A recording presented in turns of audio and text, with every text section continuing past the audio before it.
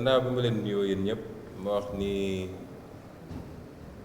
ñaareelu pàcc bi la ñu war a traité man ak honorable Aïda Mbodj muy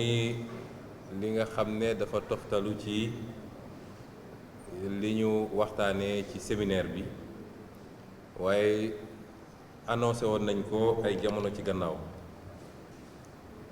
Yewwi Askan Wi coalition politique la bu dëgër, coalition politique boo xam ne dañ ko lal ci ay ponk ay gor bokk ko waaye it ñu lal ko ci ay jubluwaay yu leer naññi yoo xam ne mooy objectifu coalition bi. coalition Yewwi Askan Wi mooy li gën a màndargal ni ki ñu faloon mu fàtte li ko fal ba jàpp ni moom dafa donn ba tax mu ne lépp luy opposition ci réew mi dina ko faagaagal tey li gën a màndargal ni loolu lajj na mooy Yewwi Askan Wi ndax leer na ma ni tey fu mu toogoon ñu tegal ko boolu ceeb bu baax sax bu xelam demee ci Yewwi Askan Wi rek boo moytul mu suur kon léeg-léeg spéculation yi am wala ñu bindloo ay nit naan Yewwi Askan Wi léegi mu tas rivalité diggante Masamba ak Mademba yooyu ay manœuvre politique la waaye ñu dalal xelu sénégalais yi ni kóolute gi ñu am ci Yewwi Askan Wi kóolute googu ñun ñii ñu muy sàmmanteeg moom parce que responsabilité la te non seulement fi mu nekkoon ma nga fa ba léegi waaye nu mu tuuti tuuti lu ëpp fukk ak juróom ci ay parti politique ak ay organisation déposé nañu seen candidature pour mun a ñëw yokk ci Yewwi Askan Wi looloo tax nag ñu jàpp ni mënuñu rekk ne fal nañu ay nit xeex nañu dem ci élection fexe ba ñu fal ay maire pare nañ ci maire bu nekk ñu bàyyi la ak sa bopp boo ko defee xam nañu réew mi ni muy doxee noggatu gi ñu yàgg di noggatu maire yi yenn ci maire yi bokk surtout ñu delloo ci loolu walla lenn lu nit ñi di xalaat ni boo nekkee opposant nekk maire waroo mën a def dara ci sa maire yi moo wax ni loolu amul tey amul ëllëg au contraire man de yàlla def na ma maire waaye gisuma ci àdduna kuy dund di noyyi ngelaw yàlla gi te mën maa tere ma def résultat yu mag a mag a mag fee ci Sicoor incha allah parce que constitution ak loi wu dëkk bi dañoo jox ay attribution yu leer naññ mairie bi niñ ko joxee pouvoir central bi maire bu sàggan nag ba pouvoir central bi ñëw jalgati loolu joggati la yow yaa bëggul liggéey waaye pour bañ ñu fragiliser suñu maire yi moo tax ñu ne nañ leen dajale ci kuréel gu bees goo xam ne bokkul ak association des maires du Sénégal bi ñu xam fii parce que ñun dañoo am ay objectifs dafa am lu ñu bëgg ci mairie yi ñu dénk ak président conseil départementaux yi ñu dénk dafa am lañ ci bëgg ñu bëri ci ñun pour ne pas dire ñëpp sax dañoo ñëw àndaale programme bi ñuy ñëw loolu du lu ñu tàmm gis ci élection département wala commune waaye dañoo fenk ay programme ñëw présenter askan wi ay programme am yéene nag ni programme yooyu bu soobee yàlla dañ koy appliquer ñu ne nag maire yooyu ak président conseil départementaux yi soxla nañu ku leen jàppale ci encadrement ci formation parce que loo gis rek da nga koy jàng ndànk-ndànk ba keroog ngay mokkal moo tax ñu ne dañu taxawal benn kuréel boo xam ni objectif am bu njëkk mooy suñu maire yooyu faluñu leen rek fàtte leen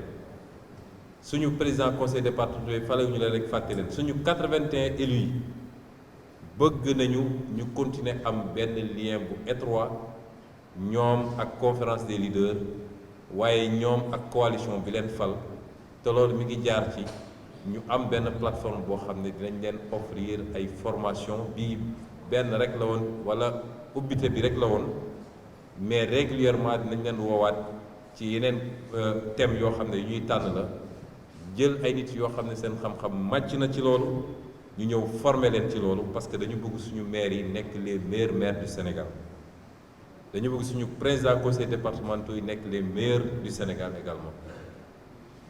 loolu bokk na ci objectif bu ëpp solo wala ci benn ci ëpp solo. ñu ne it war nañoo mutualiser, mooy lépp lu ñuy jànkonteel ci jafe-jafe ci ni ñuy liggéeyee ci biir mairie yi, kenn ku nekk waruñu ko bàyyi rek moom muy nekk ci jafe-jafeem ak administration déconcentrée, nekk ci jafe-jafeem diggante moom ak ñi mu war a administrer, waaye ku ci am jafe-jafe war nga am foo ko mën a andee, kenn ku ne andi xalaatam, peut-être am na ku la ci ëpp gis-gis, ñu jàppalante ci loolu ba wàññi problème yi. gis ngeen ni maire yi léeg-léeg dañ leen jox ay cër, waaye nguur gi pouvoir central foog na ni moom rek moo am cër bu mu jëlee ci constitution ba tax jàpp na ni war na mën a écraser les mairies. te loolu day firndew lu bëri, bu ci gën a fës mooy léeg-léeg diggante maires yi ak les préfets wala les sous-préfets. am na sax bu ñu ci signalé fii ci séminaire bi ab sous-préfet boo xam ne dinañ ko sutural pour le moment, waaye xam naa ni bu déggee li may wax bu mu wooti suñu benn maire naan ko andil 1 million pour participation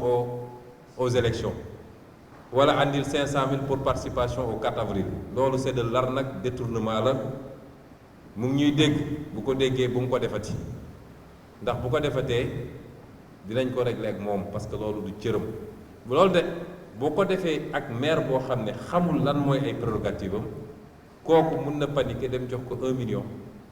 waaye loolu amul cislaay, amul fondement te warut. kon cas yu mel noonu moo tax ñu ne dañu taxawal suñu benn kuréel boo xam ne saa suñu bëgg a bu ñee noggatu suñuy maire wala ñu bëgg leen jaay doole, ki ko bëgg a def na xam ni du jàkkaarloo kese ak benn maire, waaye Yewwi Askan Wi yépp lay jàkkaarlool, leader yi ba ci maire yi ba ci militants yi ba ci sympathisants yi. ñun duñu tooñ de, prérogative bu état duñ ko jalgati, waaye duñu nangu état central aussi di jalgati suñuy prérogative. yooyu yépp nag moo tax ñu ne dañuy taxawal suñu kuréel tuddee ko réseau des élus locaux du Sénégal, en acronyme mu doon REEL. Déthié Fall nag nee na ñun neewuñu ñeneen ñi ay faux lañu, waaye ñun xam nañu ñun ay REEL lañu. Réseau des élus locaux du Sénégal. réseau boobu day dajale ñépp nag, yemuñu ci maire yi, waaye dañ ko yaatal ba ci président conseil départementaux yi. yemuñu ci Yewwi Askan Wi kese tamit, maire bu jàpp ni par rapport ak say objectif ak li nga soxla ci xam-xam ak ci façon bi nga bëggee gérer sa mairie, mën nga koo am ci réseau des élus locaux du Sénégal, xamal ni am nga fi sa place. tëjuñu ko ci kenn, rawatina nag les autres maires de l'opposition tëjaluñu ko kenn. waaye dama ne même maire bu nekkul opposition boo toogee ba gis ni li fi nga bëgg a jëmale sa commune ak ñun li ñuy offrir ci plateforme gis nga ko ci suñu réseau bi, boo ñëwee am nga fi sa place. ñaareel bi mooy jox nañu suggestion élus locaux yëpp, parce que budget élus locaux yëpp pratiquement budget municipalité yëpp am na benn ligne bu ñu voté woon tuddee bëggoon ko mun na nekk cotisation à l'association des maires du Sénégal. ñu jox suggestion tous les maires ñu def virement de crédit voté ko par leur conseil. loolu ñu waroon verser ci association des maires du Sénégal nañ ko verser, nañ ko revoter, ñu verser ko au réseau des élus locaux du Sénégal bi nga xam ne ñoom ci la ñu bokk. ñetteel bi mooy li nga xam ne droit la texte yi prévoir ko xam ngeen ni am na luy jóge ci état bi di jaar ci association des maires du Sénégal jamono ji mu nekkoon nag benn association mënoon leen ko verser waaye tey comme ñaari association la nag day jaadu la ca war a ñëw ci réseau des élus du Sénégal ñëw ci la war a dem ci association des maires du Sénégal dem ca parce que loolu àq la te bañuñu ci dara ba ci dem ci devant la Cour suprême parce que noonu la war a doxee un élu est un élu et on est sous le régime de la liberté d'association nañu xam ni association yooyu du ay institution du loo xam ne loi moo ko imposé liberté d'association la maire bu mu neex sax nga ne bokkuma ci benn association dama bëgg mu leer parce que dañuy jàpp ni léeg-léeg ay institution la comme ni assemblée nationale nekkee institution wala commune bi loi moo ko prévoir déedéet amul benn loi boo xam dafa prévoir ni dañu war a am association bu tudd association des maires du Sénégal liberté d'association la daje nañu sur une base j'allais dire corporatiste daal di créer cette association là état bi reconnaître ko ne nag relation bi laa bëgg a am ak association bi daal di dugal ci loi yi ne fonds de dotation bi nii liy jóge fii nii lii dina dem ci association des maires du Sénégal donc bu ñu demee ba am ci ñaar yooyu yépp ku nekk dañu war a xool moo xam ko prorata moo xam leneen ku nekk lañ ko war a jox ci loolu ñu jox ko ko ñetteel bi mooy lépp luy nag kuréel ci international xam ngeen ni les associations des élus dañuy bokk ci ay kuréel defe naa Xalifa moom xam na yooyu bu baax spécialiste la ci am na kuréel yoo xam ne ay CGLUA am na yoo xam ne réseau africain yi la am na yoo xam ne réseau francophonie la les maires francophones am na yooyu yëpp nag suñu kuréel dina ci abonné te jàpp naa ni mooy doon kuréel gi ëpp doole gi gën a significatif Sénégal parce que mooy li ñu defoon rek ñoom bi ñu génnee ci élection bi ñu gaawantu yuuxu fépp nag daal di coloré carte bi yëpp marron carte Sénégal ne ñoom gañe nañu waaye ku génn ci élection locale gañe woo Thiès gañe woo département wu Mbacké gañe woo Rufisque gañe woo Kër Massar gañe woo Guédiawaye gañe woo Dakar gañe woo Kaolack gañe woo Ziguinchor daanaka sax Pikine ni nga fexe ba écarté liste moo tax waaye suñ ko jëloon ci commune d'arrondissement yi gañe woo Pikine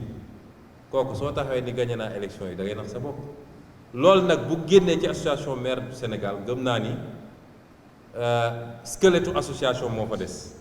waaye association nekkatu fa ndax même sur l'international respecté nañu lépp nag waaye dañuy xool les communes les plus significatives suñuy organiser tey année prochaine dañu organiser fii 2023 normalement le forum mondial de l'économie sociale et solidaire ville de Dakar moo koy organiser forum mondial de l'eau bi ñu jógee gis ngeen njuuj njaaj yi ñu def ba nangu ko ci ville de Dakar mais loolu dootul am ce sera la dernière fois parce que noonu la mbir mi di doxee au niveau international kon ñiy annoncé Sénégalais ni bis ni ki tey jàppale ni kuréel googu sampu na dina dajale lépp lu ñu am comme élu waaye ubbi na loxoom ci bépp élu boo xam ne jàpp nga ni li doyen Cheikh Gueye di wax nee na association ba de baax li mu ci xam mooy champion du Sénégal en matière de tàgge semaine bu nekk moom tàgge le grand-père de tel maire et cetera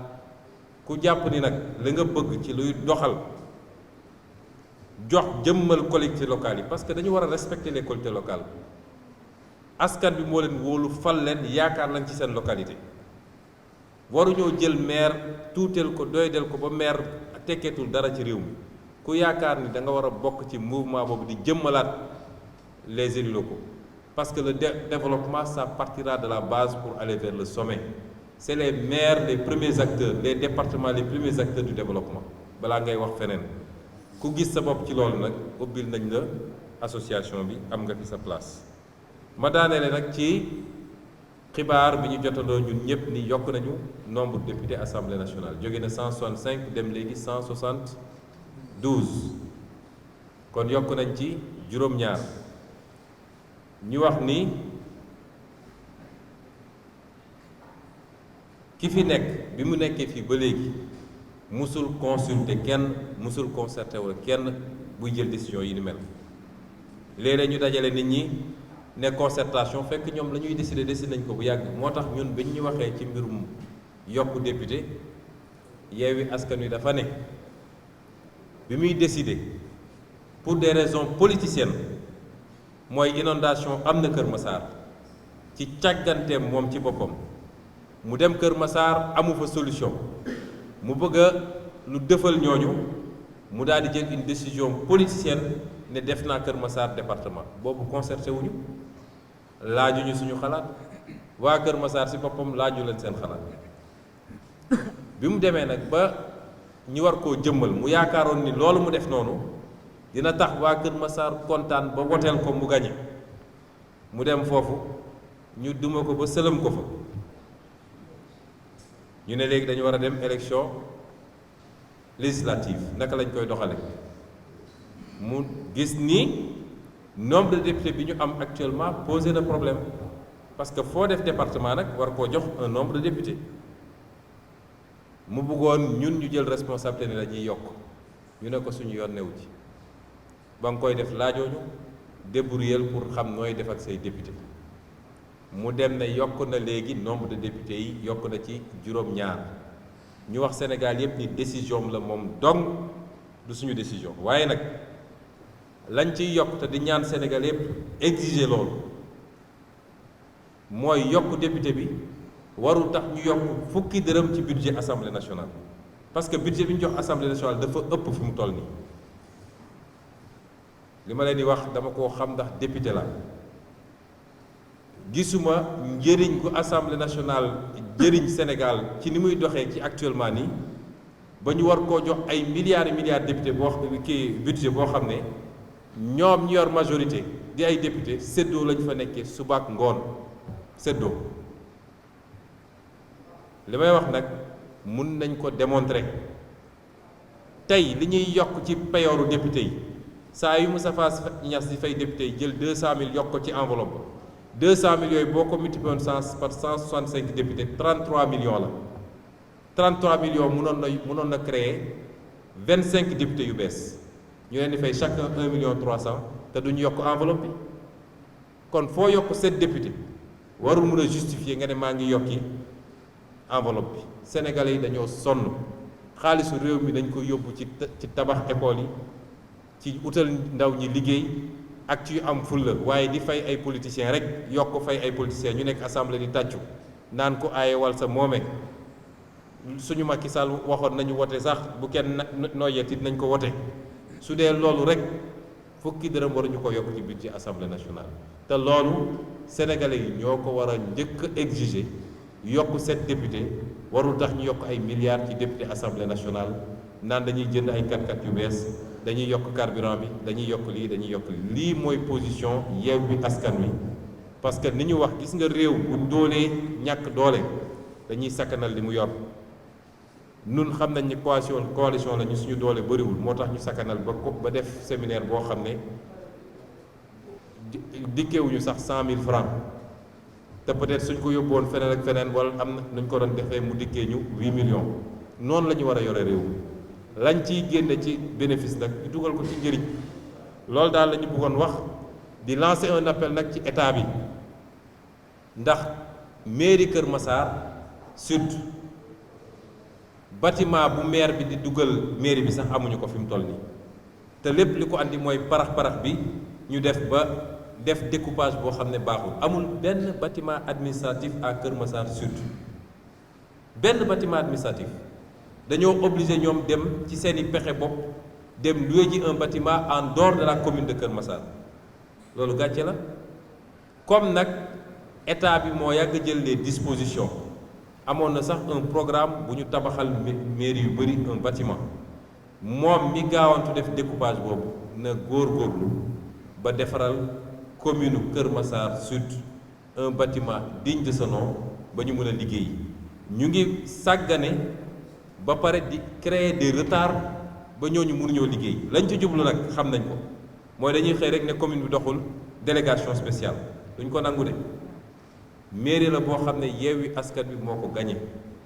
jafe-jafe yi ñu nekkee ba mënuñu liggéey xam nañ ko te état moo leen ko teg ne état bi tegg jafe-jafe yooyu ba ñu mën a liggéey ni ñu war a liggéey ñu ngi leen di gërëm leen sant salaamaaleykum